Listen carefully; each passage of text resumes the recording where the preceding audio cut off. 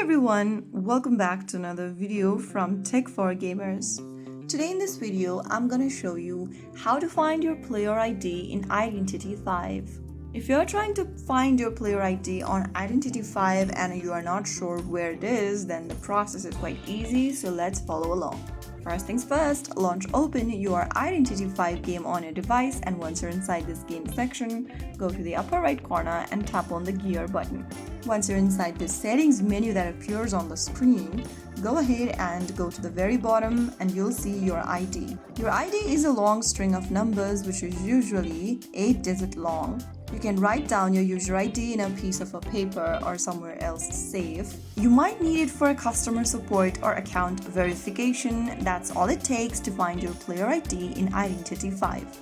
Now you can easily use it whenever needed or wherever the game asks for your account identification.